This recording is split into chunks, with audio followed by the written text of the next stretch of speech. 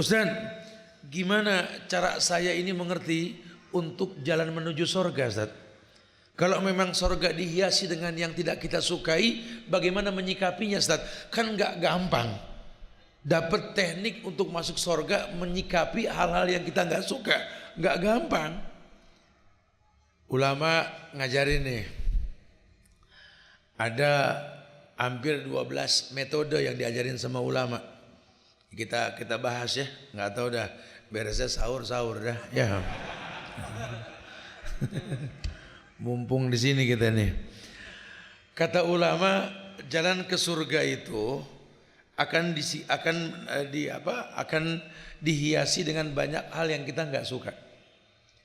Makanya itu yang dikatakan ujian. Ujian itu makarih yang kita nggak suka. Dan kita nggak boleh lelah dengan ujian. Karena hidup ini perpindahan dari satu ujian ke ujian yang lain. Jangan mudah kita berkata, ya Allah, jauhkanlah hidupku dari ujian. Mendingan beli kain kapan dah. Justru kata Ibnu Qayyim, wa ma li jurhim bimaitin ilam. Wa ma li jurhim bimaitin ilam, dalam kitab Ad-Dawa-Dawanya itu Ibnu Qayyim mengatakan mayit ya, manusia kalau dicubit masih sakit berarti lambang kehidupan. Karena cuma mayit yang kalau dicubit nggak sakit. Ya, cuma mayit kalau dicubit nggak sakit. Ya bukan sunnah sih, cuma boleh nyoba gitu loh. Karena kan kalau bicara sunnah itu kan ada buku bagus tuh, 1000 amalan sunnah sehari semalam.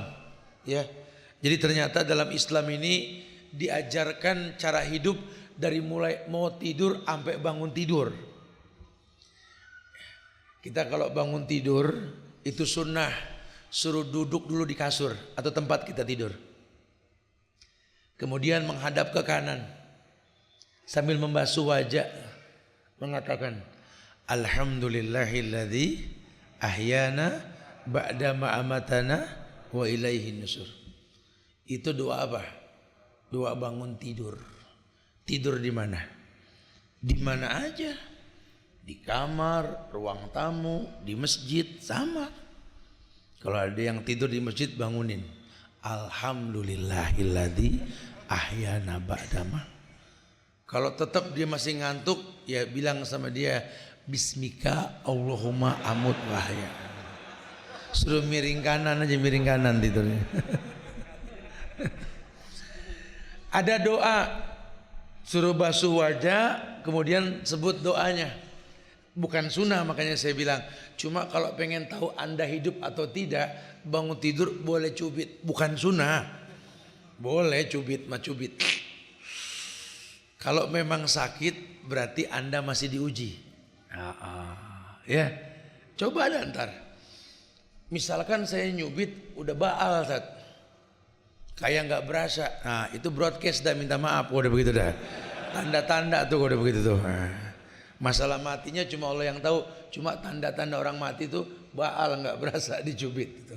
Iya. Lihat, Allah akan melambangkan sebuah kehidupan dengan ujian.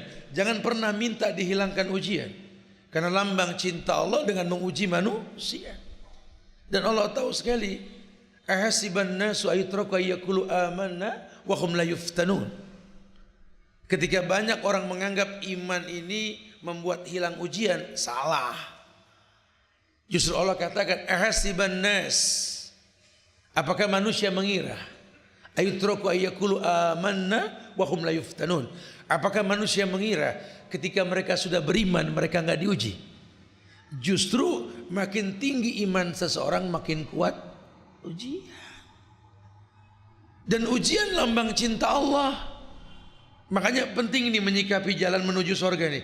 Karena pasti banyak kerikil, pasti banyak hambatan dan gangguan. Betul, ada aja. Saya bilang sama teman-teman safar dari kemarin bersama Muslim Baker Indonesia, yang insya Allah akan dibikin chapter di sini di Banyumas, insya Allah ya, Purwokerto ya, masya Allah. Ya setelah ini nanti, iya, itu saya katakan sama teman-teman dari mulai Jakarta, kita mau berjalan safar nih. Yang saya dengar bocoran dalam sebuah hadis bahwa as-safar qit'atun minal azab. Safar ini bagian dari azab. Maksudnya kita bakal diajab, Ustaz? Iya. Mau ikut gak? Oh udah, begitu katanya. Udah diajab katanya. Ya akhi, antum kalau hidup ini takut diuji ya jangan hidup. Kan prinsipnya gitu, berani hidup tak takut mati. Takut mati jangan hidup, takut hidup mati aja, kan begitu. Hidup gak boleh takut. Ustaz, ngapa jadi ngomongin mati sih, Ustaz? Ya memang kullu nafsin dha'iqatul maut. Setiap yang bernyawa pasti mengalami kematian. Kenapa ente takut sama mati? Ya bukan begitu, Ustaz. Ngomongin yang lain, Ustaz. Kan belum ngerasain nikah, kata si Jones gitu ya. Makanya Jones buru-buru nikah, jangan lelet. Ente nunggu Dajjal turun baru nikah gitu loh. Hati-hati, isunya Dajjal mau turun nih ya. Sebelum Dajjal turun kalau bisa udah nikah dah ya. Orang hidup pasti ngalamin mati. Mau masuk surga nggak? Ya mau, Ustaz. Mau mati? Ya nggak mau. Begitu katanya. Dia pikir masuk surga pakai Grab kali. Ya nggak bisa. Ada proses dalam kehidupan. Ini surga bisa dimasuki pintunya kematian.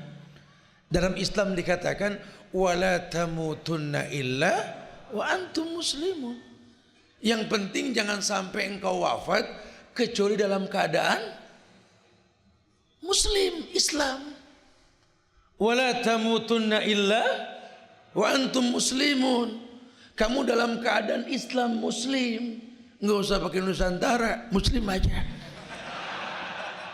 Karena dari zaman Nabi Islamnya itu doang, enggak ada yang lain gitu ya.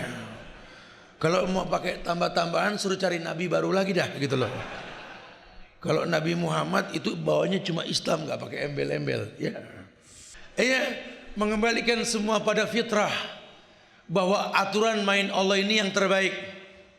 Inna dina indallahil Islam. Lihat bahasa Allah. Wa may yabtaghi ghaira islami dina fala yuqbala minhu wa huwa fil akhirati minal khasirin. Bahkan Anda paksakan mencari yang lain selain daripada Islam yang dibawa sama Nabi, la yuqbala minhu. Anda akan pernah bisa diterima. Wa huwa fil akhirati minal khasirin. Dia akan rugi di akhirat nanti. Cuma udahlah, kita nggak usah banyak menghujat lah. Ini sekian ribu orang yang hadir di Masjid Jenderal Sudirman malam ini. Yuk kita doain yuk. Mudah-mudahan beliau diberikan hidayah insyaallah. Kan kalau dia dapat hidayah dia ngomong sendiri di sini. Saya kemarin hilaf, maaf gitu kan enak gitu. Jadi masyarakat yang ikut-ikutan tuh nggak gampang taklid. Taklidil ama tuh bahaya. Karena Indonesia ini pasar bebas. Ajaran apa juga asal bisa ngemasnya sama hadiahnya ada aja yang ikut. Ada aja. Oh ini berbahaya sekali. Agama tuh ukurannya qala Allah wa qala Rasul wa qala sahabat. Ustaz, metode jurnetu jana itu gimana, Ustaz? Nah, Ustaz cuma nyampein bahasa ulama. Kata ulama yang pertama, kita kalau mau jalan ke surga, tolong akhlak dirapihin. Kita harus memiliki akhlak dan akidah yang lurus. Ini nggak main-main. Adanya ikatan yang kuat antar diri seorang hamba dengan Tuhannya. Namanya al-aqidah at-tausiku bil quwwah. Tolong kalau sudah ada ikatan dengan Allah, ada konsekuensi. Konsekuensinya apa? Ya ini mengimani semua kalamullah, firman Allah. Itu kata Imam Malik. Beliau mengatakan al-imanu bihi wajib. Beriman dengan ayat Allah itu wajib. Wa su'al anhu bid'ah. Bertanya tentang hal-hal yang sifatnya urusan Allah itu kita bid'ah, karena dulu nggak ada yang bertanya. Nah belakangan ini kan akidah kita lagi digoncang. Bagaimana caranya masyarakat Indonesia ini mau mengakui bahwa ayat Allah yang mengatakan Ar-Rahman 'alal arsy istawa, Ar-Rahman Allah beristiwa di atas arsy, ini bisa diotak-atik nih. Allah nggak di atas langit, nggak boleh kita ngomong Allah di langit. Itu mujasimah. Yang mujasimah siapa? Kan Allah yang bilang Ar-Rahman di atas arsy. Ya tugas kita cuma beriman. Kita mau mentaktil dosa, ayat dihapus. Tapi kan ayat Tuhan di mana-mana. Ente yang mujasimah berarti. Yang bilang Tuhan di mana-mana itu yang mujasimah. Lawang Ahlus Sunnah nggak pernah membayangkan Allah memiliki tempat dan lain sebagainya. Ya, itu haknya Allah. Kalau Allah beristiwa, Allah yang kasih kabar, sudah. Tugas kita cuma beriman. Banyak kok hadis-hadis yang menguatkan masalah ini. Ini akidah. Gimana mau jalan ke surga kalau akidah ini saja sudah nggak betul?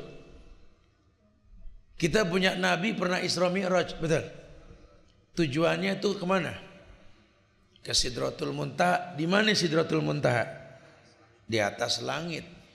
Perjalanan horizontal dari Mekah Madinah menuju Palestina. Palestina menuju langit ketujuh bersama Jibril. Itu vertikal. Dari Mekah Madinah menuju Palestina itu namanya alam nasut. Alam manusiawi. Kita bisa. Nah, dari Palestina sampai 7 lapis langit itu alam malakut. Malaikat Jibril masih nemenin Nabi itu sampai langit ke-7.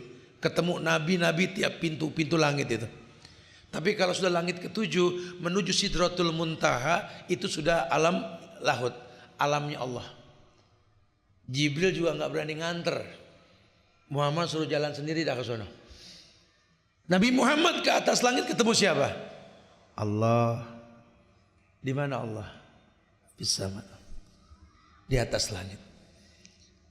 Dulu ketika Nabi Musa berdialog sama Allah, bertanya, ya Rabbi, alimni syai'an adzkuruka wa ad'uka bih.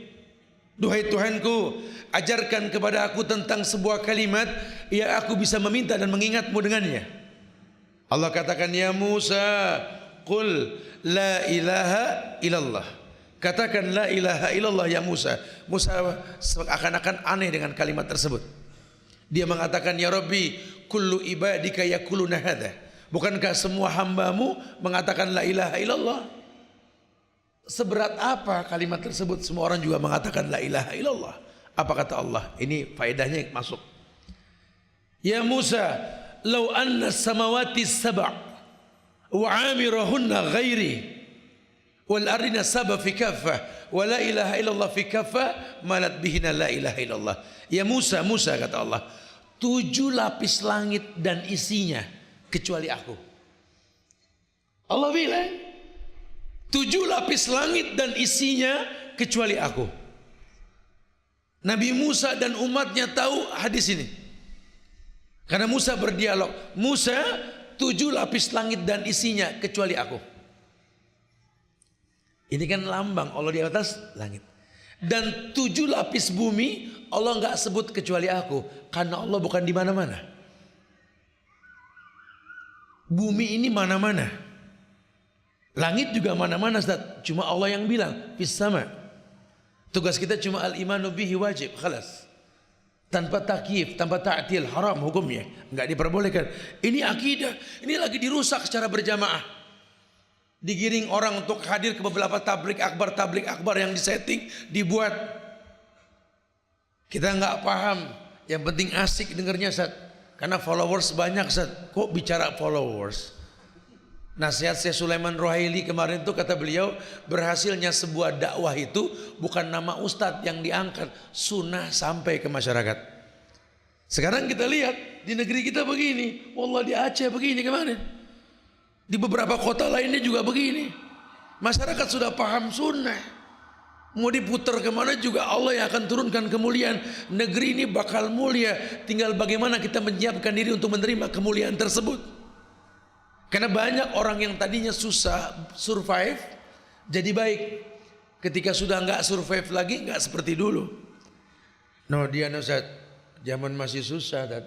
Aduh, temennya marbot. Marbot mana yang dia nggak kenal, Tad? Maksudnya apa nih? Ke masjid mulu, zaman susah. Ini sekarang udah seneng tat. Alladzi anqadha zahrak wa rafa'na laka dzikra. Terangkat masalah hidupnya karena dekat sama Allah dia. Zikirnya, ibadahnya.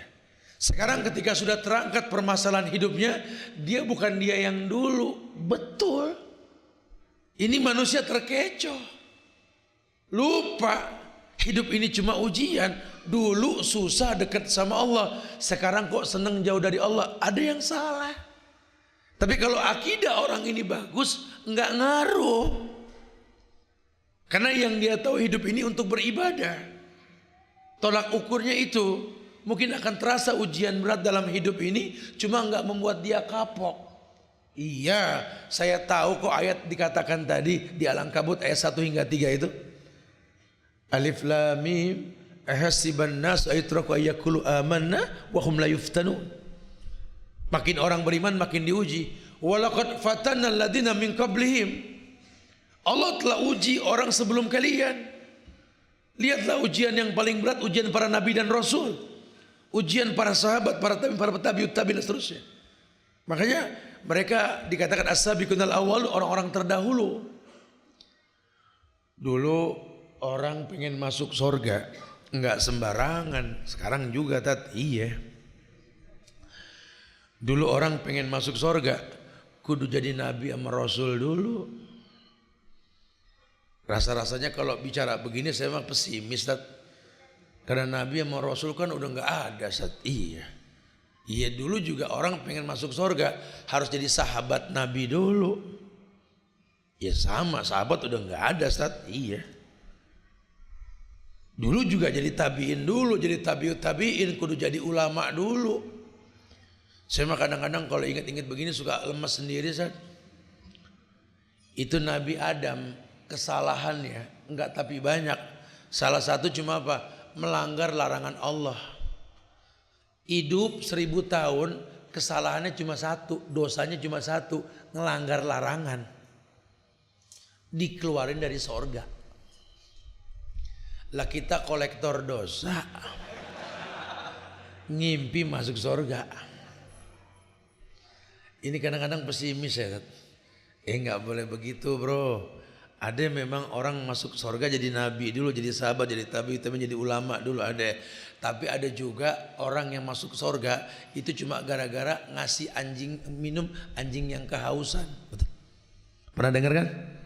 Ada orang yang seumur hidup menjual diri, kemudian dia bertobat, orang nggak nerima tobat dia, jijik dengan masa lalunya. Akhirnya ada anjing yang kehausan, dikasih minum tuh anjing. Anjing pun kenyang, pergi, kemudian dia meninggal. Gara-gara itu dia masuk surga. Betul?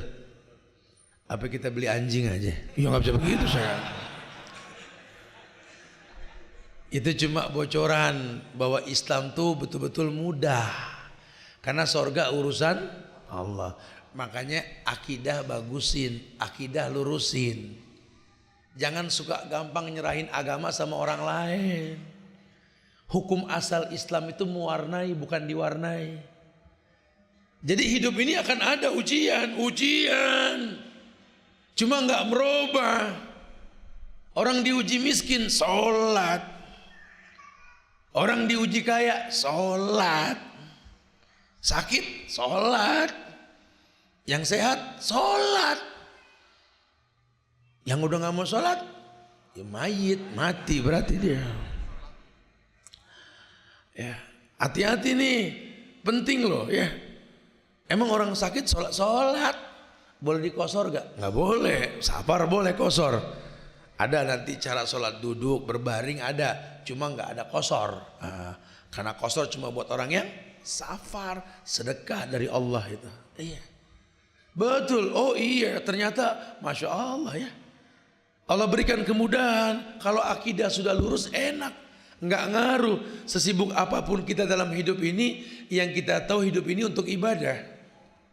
Qul inna sholati wa nusuki wa mahyaya wa mamati lillahi rabbil alamin. Amr, perintah Muhammad, katakan, kata Allah, katakan pada umatmu, sesungguhnya solatku, sembelihanku, hidupku, matiku lillah, hanya untuk Allah. Sekarang berapa banyak orang yang sholat, menyembelih, hidup, mati, ngaku untuk Allah, tapi setelah disurvei menghafal nama Allah pun tidak pernah, apalagi mengenalnya. Sehingga beragama pakai perasaan, beragama pakai feeling. Udah sholat belum? Udah. Yakin? Ya udah tadi. Diterima gak kira-kira? Feeling aneh sih, feeling. Enggak bisa. Saya bilang tadi sama teman-teman di Purbalingga, ada orang 60 tahun sholat, Rasul yang bilang ini, Allah batalkan sholatnya. Kenapa? Dia membaguskan ruku, nggak merapikan sujud. Dia bagusin sujud, dia lupakan ruku. 60 tahun sholat Allah batalin semua. Masuk kategori ayat yang mengatakan wujuhu yawma idzin khasyah amilatun nasibah. Ada orang yang tertunduk malu nanti di akhirat, merasa beramal soleh, cuma Allah musnahkan amal solehnya. 60 tahun sholat Allah batalin. Kita berapa tahun sholat? Ingat-ingat. Seingat ana sih 2016 baru mulai tato. Baru 2 tahun. Ada yang lamaan dikit 30 tahun, paling 40 tahun. Ini 60 tahun, nyaris seumur hidup dia sholat. Ya kalau lihat umur sitin wasab'in, ini umurnya ini di atas 70 berarti ini. Dia sholat Allah batalkan. Kenapa? Karena ternyata memang sholat diatur, diajarkan. Urusan sholat Nabi Isra Mi'raj loh. Khusus dipanggil sama Allah untuk membawa perintah sholat dan menjadi sebuah aturan main. Awwalu ma yuhassabu min ummati as-shalah. Yang pertama dihisab nanti sholat. Makanya setelah kita baguskan akidah, kata ulama Jurnaitu Jahannah yang kedua tekniknya adalah yakni keteguhan beriman kepada Allah. Maknanya menjaga iman. Karena bicara akidah Nabi ngomong 13 tahun di Mekah. Bicara hukum 10 tahun di Madinah. Ayat sholat turun ketika di Madinah, perintah. Nah sekarang kewajiban ya tinggal kewajiban. Kalau kita nggak beriman ya sama juga bohong. Tadi saya contohkan juga di Purbalingga, saya bilang karena banyak orang yang tidak paham hukum diterapkan untuk dipatuhi bukan dilanggar. Di negeri kita dilanggar. Sahabat-sahabat Muslim baik Indonesia ketika mau reading kemarin dikumpul di Lantas. Di briefing dulu kita sama Pak Polisi. Hati-hati nih ya, ada aturan main di jalan. Dari mulai cara naik kendaraan, bagaimana cara mengendarainya, rambu-rambu, tuh lampu merah berhenti, kuning hati-hati, hijau jalan. Karena memang kondisinya seperti itu. Tapi kenyataan di lapangan itu semua warna jalan. Ya hijau jalan, kuning malah ngebut takut keburu merah. Udah merah ya jalan juga. Diberhentiin sama polisi depan sono. Lihat lampu merah, lihat Pak. Artinya apa? Berhenti. Kenapa jalan? Saya kira nggak ada bapak. Gitu. Tuh penyakit di kita tuh. Saya nggak paham dia minum pil apa, saya nggak paham itu. Tapi kenyataan tahu hukum tapi dilanggar tuh kita tuh. Bukan nggak tahu, tahu. Manusia tercipta untuk beribadah tahu, cuma paling demen kalau ibadah udah beres tuh kita tuh. Makanya di Al Insyiqaq itu Allah mengatakan apa? Ma gharraka bi rabbikal karim. Yang dipanggil siapa? Insan. Ya ayyuhal insan, ma gharraka bi rabbikal karim. Alladzi khalaqaka fasawwaka fa'adalak fi ayyi suratin ma syaa rakkabak. Hei manusia yang merasa manusia, ma gharraka bi rabbikal karim. Apa sih yang bikin kamu ini enggan sama Rabb yang menciptakan kamu? Rabbuka, Rabb. Ada rububiyah di sini. Kamu kalau kenal Allah, kamu akan rububiyahkan Allah, tauhidkan rububiyahnya Allah. Kamu akan tauhidkan asmanya, uluhiyahnya. Cuma kamu nggak paham, yang kamu tahu cuma Tuhanmu Allah, nggak paham rububiyah. Allah bilang, ma gharraka bi rabbikal karim. Apa yang membuat kamu enggan dengan Rabb yang menciptakan kamu? Alladzi khalaqaka fasawwaka fa'adalak, yang telah menciptakan kamu, menyempurnakan kamu. Fi ayyi suratin ma syaa rakabak, dalam bentuk apapun kau diciptakan baik. Cuma kan berasa enggak baik ya karena kita suka komplain. Saya suka bilang di beberapa kajian, gini dah, kita nih kalau komplain sama takdir, diciptakan begini nih. Ya macam-macam kan bentuk orang ya.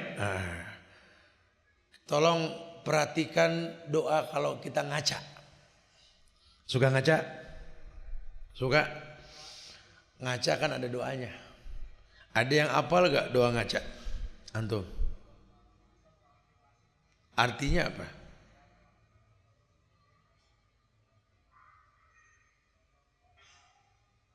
Itu masalah kita tuh. Ya. Kita berdoa cuma kita nggak paham artinya gitu ya. Ini masalah, nggak apa-apa. Semoga Allah muliakan. Ini hadiah dari Anda. Semoga semangat menerjemahkan nanti insyaallah ya. Allahumma kama hasanta khalqi fahasin hulki. Ya Allah, seperti Engkau baguskan tampangku, penciptaan diriku, maka baguskan pula akhlakku. Artinya begitu. Ya Allah, seperti Engkau baguskan tampangku, baguskan akhlak. Kata yang jelek ngaca, gua bagus dari mana? Begitu kata dia. Ya bagus ukuran ente. Nah, coba sih kalau ngaca perhatiin muka kita, sempurna walaupun bentuknya beda-beda. Ada yang putih, hitam, mancung, pesek, sipit, belok, macam-macam. Tapi kalau kita hitung dari rambut ke bawah, bener ya, sempurna Allah ciptain kita loh. Kita punya rambut, kalau dibiarin aja manjang. Makanya suruh cukur. Mau taksir, mau tahlik. Ada istilah tuh, cukur pendek apa botak licin. Kalau kita lagi tahalul tuh. Dengan kita cukur rambut, kebagian rezeki kang cukur, betul? Karena kebayang kalau rambut nggak panjang-panjang, yang manyun siapa? Kang cukur. Kagak ada yang digunting. Alhamdulillah, di bawah rambut ada jidat, dekat jidat ada alis, betul? Mirip gak sama rambut? Mirip, cuma beda kondisinya. Kalau rambut manjang, ini alis mah gak bakal manjang, betul? Adil gak Allah? Ini kalau alis manjang, repot. Ini ada yang kajian nanya, ustadznya siapa sih? Gitu tutup lagi sama dia gitu loh. Itu alis apa hordeng kata gitu ya. Tuh itu aja itu tuh. Di bawah alis ada kelopak mata. Lihat dah, bulu mata atas lebih panjang ketimbang bawah, betul. Untuk apa? Menjaga air masuk. Jadi kayak teori talang air, betul. Ini kita mandi hujan nggak bakal air masuk, atas lebih panjang ketimbang bawah tuh. Kebayang nggak kalau Allah panjangin yang bawah, pendekin yang atas? Kalau nggak repot. Kita buka mata kita, nggak urusan sipit apa belok, yang penting lihat hitamnya kecil, putihnya gede, betul? Coba kalau lo balik, hitamnya gede, putihnya kecil, serem nggak? Serem. Hidung, udah jangan dibahas mancung sama pesek dah. Yang penting lubangnya 2 di bawah, betul? Coba kalau di atas 2. Urusannya musim hujan yang laku payung hidung gitu ya. Waduh, ini kalau kita reken ya tuh Rabbana ma khalaqta hadza batilan. Bener, enggak sia-sia kau ciptakan semua. Betul. Cuma kita kurang muhasabah tuh. Semuanya indah sekali. Masya Allah. Kita betul-betul enggak paham ini. Kenapa? Karena iman kita berantakan. Akidah sudah bagus, iman rapingin. Ulama sudah bilang, imanmu naik dengan ketaatan, turun dengan kemaksiatan. Yang tahu naik turunnya iman siapa? Yang punya iman. Lah kita yang punya iman. Kalau iman lagi naik, waduh, pengajian mana yang dia nggak udah? Sampai kata Ustadz dia lagi gitu. Imannya stabil nih. Tapi kalau iman lagi turun, astagfirullahaladzim, muazin disalahin. Allahu Akbar. Ya Allah, udah johor, ya Allah. Lah kaget dengar azan. Ini yang begini seneng nih, mic nggak boleh dipakai katanya gitu ya. Di negeri kita kan katanya toa dilarang katanya. Yang begini seneng nih. Harusnya tidak begitu. Harusnya kalau dengar azan bangga, bahkan dia tunggu itu azan. Karena dia tahu ada hikmah di balik azan dikumandangkan. Imannya stabil. Kalau iman sudah stabil, wallahi kemuliaan akan dia rasa. Ini azan berkumandang bukan panggilan muazin, panggilan Allah. Kalau kita menjawab azan, pahala muazin, pahala kita. Apa pahala muazin? Sejauh suaranya. Pahala muazin sejauh suaranya. Tapi itu dulu, Ustaz. Dulu. Sekarang kan nggak boleh pakai mic. Udah nggak panjang suara muazin. Tetap kita panjangin. Apaan sih? Dari pertama azan suruh naik ke atas Ka'bah. Bilal azan biar jauh suaranya. Zaman Utsman dibikinin menara biar lebih jauh lagi. Harapannya apa? Orang datang berbondong-bondong.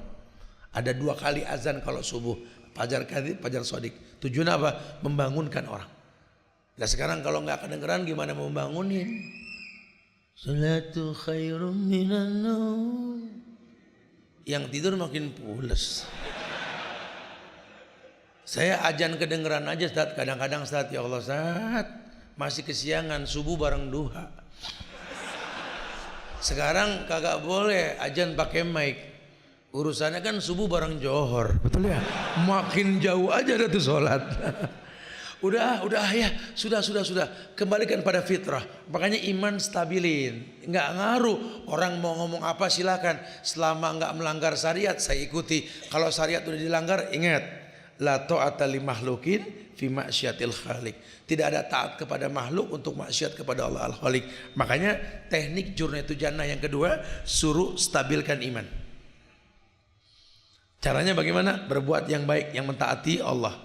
Yang ketiga, banyak berdoa. Ini di antara kita ini sudah mengesampingkan doa. Padahal kata Rasul, jalan ke surga itu ya dengan doa diminta. Jurnatu Jannah ya berdoa. Teman-teman bikers ini dari kemarin kita kalau dari satu kota ke kota lain itu kita mulai dengan doa semuanya. Kita briefing dulu, kita ngobrol dulu, sahabat-sahabat muslim. Kita akan berjalan untuk bersilaturahmi, berziarah ke teman-teman kita di tiap kota. Ingat, di atas motor ini bukan ugal-ugalan, bukan sombong-sombongan. Kita cuma manfaatin kuda besi ini untuk bisa menikmati alam Indonesia. Mudah-mudahan makin cinta sama negeri ini kita. Yang kita bisa kasih masukan buat pemerintah, alam yang terindah di negeri di beberapa belahan dunia ini, salah satunya di Indonesia. Tolong supaya bisa memperhatikan indahnya pemandangan, infrastrukturnya dibagusin. Jadi kami enjoy ngeliat pemandangan. Nah, kenapa? Kalau jalanan sudah bagus, ini mulut gampang bertasbih. Subhanallah, Rabbana ma khalaqta hadza batilan, subhanaka faqina adzab. Tapi kalau jalanan rusak, bukan bertasbih, ada istighfar. Astagfirullah. Hancur jalanannya.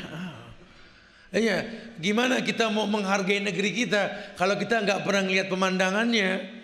Tugas pemerintah supaya menenangkan masyarakat, salah satunya bagusin jalan. Nggak malu nih kita patungan bagusin jalan sendiri. Rakyat Indonesia ini kan hebat, nggak nunggu aturan main pemerintah. Kalau bicara nolong paling depan, betul. Kita nolong Lombok, nggak usah disuruh sama pemerintah. Emang saudara kita lagi diuji. Kita galang dana, kita bantu. Cuma kan yang kita pengen bukan cuma sekedar ngebantu, harus tahu kenapa Allah turunin ujian seberat itu. Supaya kedepannya enggak, karena ini akan terus bergulir nih. Saya dengar tadi di Sulawesi ya, terjadi gempa lagi. Entah di pulau mana lagi. Kita enggak pernah tahu kok seperti ini Ustaz. Ayo muhasabah diri. Ini terjadi seperti ini karena memang Allah turunkan bala dan azab. Mungkin sebabnya kita yang melakukan. Dan yang paling penting apa? Kita mungkin banyak berbuat syirik. Ini yang paling berbahaya. Banyak berdoa. Allah yang bilang, ud'uni astajib lakum, minta langsung kepadaku kan kujawab. Tapi perhatikan artinya, ud'uni, ninya ini mufrad tunggal. Berdoa kepada aku saja, tolong tak ada kesyirikan. Ini negeri Indonesia, negeri tauhid. Bangga kita punya Pancasila. Yang sila pertamanya apa? Ketuhanan yang Maha Esa. Yang Esa siapa? Allah dan cuma Allah Tuhannya orang Indonesia. Cuma belakangan ini nggak semua orang Indonesia tahu. Banyak yang pakai klinik, berteman sama dukun, bangga punya indera keenam, padahal indera cuma 5. Oh bangga bisa menalar, bisa ini, bisa itu. Innalillah. Karena nggak paham. Harusnya ketika ditegakkan Pancasila, sejak saat itu haram dukun di Indonesia. Harusnya. Cuma ya karena memang abu-abu pemahaman kita, akhirnya sampai sekarang dah. Dukun punya Twitter, Facebook, ada Instagramnya, ada WhatsAppnya. Waduh.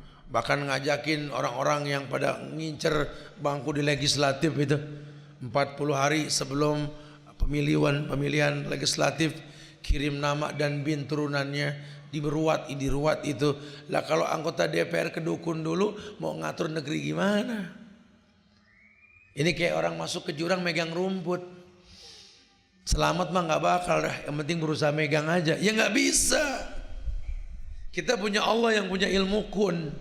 Nggak ada yang sulit buat Allah, cuma meminta ke Allah yang semua nggak mampu. Makanya Allah bilang, ud'uni astajib lakum, minta langsung ku jawab. Sudahkah kita mengesahkan Allah? Ini yang penting. Dan ternyata banyak orang yang tidak paham la ilaha illallah. Dan kita pengen nih safari dakwah kita 1000 km Pulau Jawa ini sampai Bali, kita pengen menyatukan persepsi tentang la ilaha illallah. Kita berharap nih generasi muda khususnya dan secara umum orang-orang tua yang lainnya, yuk satukan tauhid kita. Nanti kan yang tua kan bakal diganti sama yang muda, betul? Ini kalau yang tua-tua kita omongin masih pada bader-bader, bener susah betul diingetin. Udah kita sabarin aja dah. Paling berapa lama lagi sih kan begitu ya? Iya, ya kan umur kan ada batasnya. Sitin wasabiin 60-70. Yuk mudah-mudahan sih semua diberikan hidayah insyaallah. Makanya doa. Ini kita pengen sebuah kebaikan gak pernah berdoa. Kita kalau lagi pegel sama orang tua bukan didoain malah didiemin. Bapak ibu pegel sama anak bukan didoain malah dimaki-maki. Doa dikesampingkan. Rakyat kesel sama pemerintah malah dimaki-maki bukan didoain. Ini kan kisah nyata. Orang gak demen sama pemerintah bukan didoain malah dimaki-maki. Betul. Pemerintah ini luas. Dari RT, RW, lurah, camat, bupati, wali kota, terus sampai presiden. Itu pemimpin tuh. Kalau dia berbuat salah, berbuat zolim, dia manusia. Gak ada yang sempurna. Kita robah dengan tangan, nggak bakal dilihat Ustaz. Robah dengan lisan, nggak bakal didengar Ustaz. Ya udah doain. Karena yang merubah tuh Allah. Jujur, nih hari udah ada yang doain RT-nya belum? RW, lurah, camat, bupati, wali kota, gubernur, presiden dah presiden. Hari ini ada yang doain Jokowi nggak? Jujur, goyang semua kepala. Kenapa emang nggak boleh doain Jokowi? Siapapun presiden kita dari sejak zaman Pak Karno sampai yang sekarang Jokowi, Muslim, doain. Boleh? Doain. Ya Allah berikan hidayah pada pemimpin kami ya Allah. Gerakan hatinya untuk memahami sunnah dengan cara yang benar. Boleh gak? Yang lebih sadis, ya Allah, Walid bin Mughirah, Abu Jahal dan musuh-musuh Nabi lainnya. Nabi mengangkat tangan ke langit mengatakan, ya Allah, kalau seandainya Abu Jahal, Walid bin Mughirah tidak bisa masuk Islam, lahirkan dari tulang sumsumnya orang yang mengesahkanmu. Nabi. Tuh, kalau nabinya Muhammad mah nggak emosian.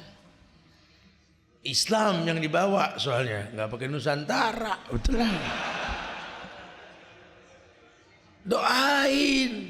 Mana kita tahu dia diberikan hidayah pada malam hari ini, betul? Hah? Oh paling nggak boleh loh. Antum naik ojek online maupun tidak lewat sebuah perumahan mewah. Ini Kang ojek nggak tahu daerah situ, nanya, waduh bagus banget ini rumah. Yang diboncengin nyaut, rumah penjahat, begitu katanya. Oh bapak kok ngomong begitu? Ya jahat, koruptor. Ini orang ngomong begitu, apa dia tahu di balik dinding ada yang sedang bertobat? Kita nggak pernah tahu. Orang Islam itu tak memiliki hati yang hasut. Tidak. Makanya saya mah heran. Ada segelintir orang kalau sudah bicara sunnah terus diidentikan dengan keradikalan Wahabi. Wahabi.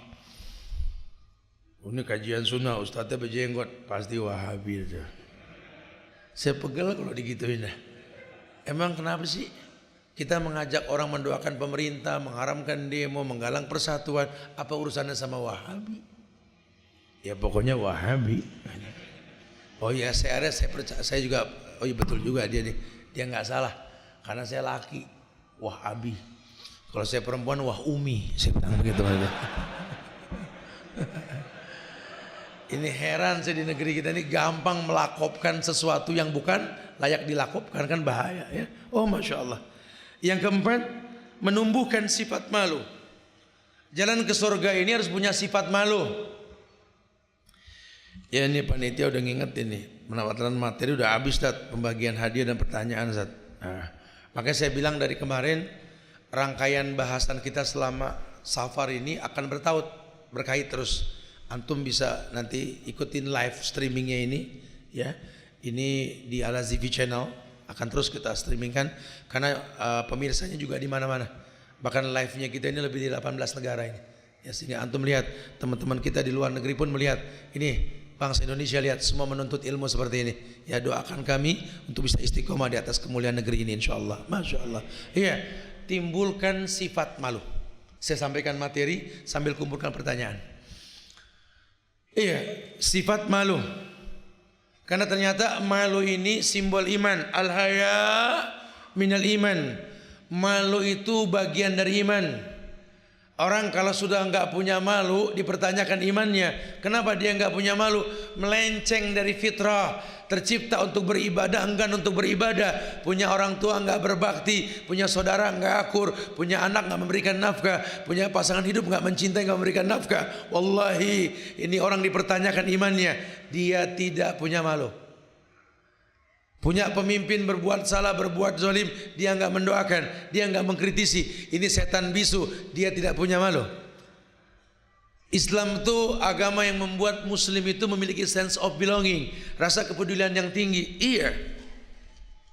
Harusnya seperti itu. Makanya kata ulama, malu itu harus ditimbulkan. Malulah, diciptakan sempurna sama dengan nabinya. Makanya diutuskan Nabi seorang manusia min anfusikum, dari diri kalian sendiri, yang tahu bagaimana kalian ini merasakan penderitaan. Dia enak. Padahal yang dicipta untuk ibadah bukan cuma manusia, jin pun sama, tapi nabinya manusia. Tujuannya apa? Kembali kepada ayat yang mengatakan laqad khalaqnal insana fi ahsanit taqwim. Allah telah ciptakan manusia ahsan. Bukan Hasan, Hasan baik, Ahsan kan terbaik. Maksudnya apa? Ada perintah untuk yang terbaik, ya ini ibadah. Bagaimana ibadah dikatakan baik? Ketika seperti apa yang Allah perintahkan dan Nabi contohkan, sahabat melakukan. Itu yang dikatakan terbaik. Makanya dia punya malu kalau sampai dia nggak berbuat baik. Yang kelima, membaca Al-Quran dan penghayatannya. Kita pengen jalan ini baik menuju surga. Sudahkah kita tahu? Sudahkah kita tahu bahwa Quran itu hudan linnas wa bainati minal huda wal furqan. Quran itu petunjuk buat manusia, pembeda antara yang hak dan yang batil. Jangan-jangan kita sudah baca Quran cuma kita nggak paham, kayak doa dibaca tadi cuma nggak ngerti. Ini kan bahaya. Ya kalau cuma sekedar sah ya sah. Cuma kan tujuan Islam itu bukan cuma sekedar sah. Karena setiap ibadah itu akan menjadikan si pelakunya itu punya simah. Apa simah? Ada bekas ibadah. Ada bekas ibadah. Bahkan umat Muhammad di akhirat nanti betul-betul ada bekas wudunya. Ada bekas ibadahnya. Tiap tetes keringat yang dia keluarkan sampai darah yang tertumpahkan pun menjadi kesturi wanginya nanti di akhirat. Tidak ada sesuatu pun dalam ibadah kecuali memiliki bekas. Sampai orang yang berpuasa saja kena efek bau lambung naik, jadi bau mulut. Apa kata Nabi? La khulufu fammi shaim atyabu indallah min rihil misik. Bahkan bau mulut orang yang puasa lebih wangi ketimbang kasturi, saking ada efeknya. Nah, sama dengan Quran. Kalau Quran dibaca nggak ngefek, ya jangan dibiarkan. Yuk pedalam, yuk pelajari supaya kita paham dan kita mengerti. Iya ya, ternyata memang seperti apa yang dijanjikan. Dzalikal kitabu la raiba fihi hudan lil, bukan hudan linnas, hudan lil muttaqin ya intinya itu. Karena nggak setiap manusia bertakwa, tapi setiap orang yang bertakwa dipastikan kemanusiaannya. Berarti tugas kita untuk mendisiplinkan diri menjadi orang yang bertakwa. Kalau kita sudah bertakwa, Allah jadikan Quran sebagai petunjuk. Ya, ini aturan mainnya begitu memang. Masya Allah, subhanallah. Kemudian yang keenam, kita bahas 6 aja dah. Nanti 6 berikutnya antum ikuti di Al-Azibi Channel. Kita akan bahas di beberapa kota lainnya nanti insya Allah ya. Masya Allah. Ya syukur-syukur ntar kita bikin kuis dah. Ya, di Al-Azizi Channel kita bikin kuis perjalanan 10 hari kita ini. Nanti yang bisa menjawab ada hadiah. Syukur-syukur bisa umroh nanti insyaallah ya. Jadi antum perhatiin ya, mudah-mudahan manfaat insyaallah ini. Iya. Yang keenam, menghindari mental suka kemewahan dan bersenang-senang. Menghindari kebiasaan hidup mewah dan bersenang-senang. Karena kata Nabi, al-kais mandana nafsahu wa amila lima ba'dal maut. Ciri khas orang yang cerdas itu menekan syahwat untuk urusan dunia, orientasinya akhirat. Dia pengen jadi orang kaya karena dia tahu al-jihadu fi sabilillah bi amwalikum wa bi anfusikum. Dia pengen jihad, dan jihad yang paling utama dalam Islam dengan harta. Bagaimana caranya anak muda jadi orang kaya? Perintah. Bukan buat sombong, buat jihad. Sehingga kita nggak perlu minta bantuan. Negeri ini sudah lama nggak punya harga diri, minta bantuan terus. Padahal kita nggak layak minta bantuan. Negeri lain minta bantuan sama kita. Minyak kita punya, tambang apa yang nggak kita miliki. Di bawah bumi ada tambang, di atas bumi ada tambang. Negeri ini Masya Allah, batu-batuan permatanya, batu-batuan akiknya Masya Allah, subur tanahnya. Negeri ini gemah ropah loh jinawi. Negeri ini betul-betul baldatun toibah, cuma belum robun gofur. Itu doang masalahnya. Kita nggak punya harga diri. Saya jadi teringat loh ucapan Khalid bin Walid ketika beliau dipindahkan dari jenderal jadi prajurit biasa, digantikan oleh Abu Ubaidah bin Jarrah di Palestina itu. Orang cemooh dia, jenderal jadi prajurit, digituin. Kata Khalid, harusnya mumpung saya jadi orang biasa, tanya. Waktu jadi jenderal kan susah. Ngobrol sama jenderal, prosesnya lama. Ini mumpung nggak jadi jenderal, tanya. Tanya apa? Saya kan terkenal nggak pernah kalah dalam perang. Kamu nggak bingung apa yang membuat saya nggak pernah kalah perang? Masya Allah. Ditanya, ya udah nanya dah. Ditanya, kata Khalid, aku selalu berperang, jumlah pasukanku lebih sedikit ketimbang lawanku.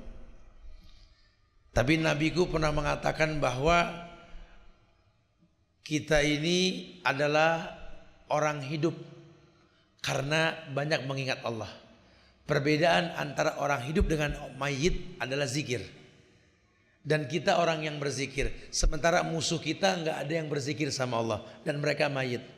Saya selalu berkata kepada prajurit saya, hancurkan mayit-mayit tersebut. Jadi orang kafir di mata Khalid itu mayit. Gak usah takut.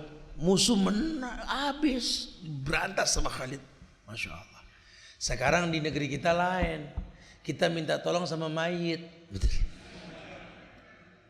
Kalau mayit gimana mau nolong? Yang kita minta tolongin orang kafir. Jadi kita ini kayak apa ya? Kayak nanam mangga, ada benalu. Benalunya yang disuburin. Mana ada benalu berbuah mangga?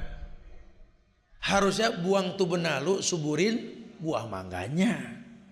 Ini sudah kebablasan kita sudah ini. Dibikin rakyat ini bodoh, nggak pernah mengerti. Sudah saatnya wahai bangsa Indonesia, yuk satukan persepsi untuk menegakkan tauhid, bergandeng tangan. Ingat, sebatang lidih mudah dipatahkan, segenggam sulit dihancurkan. Kita kompak menjaga negeri kita.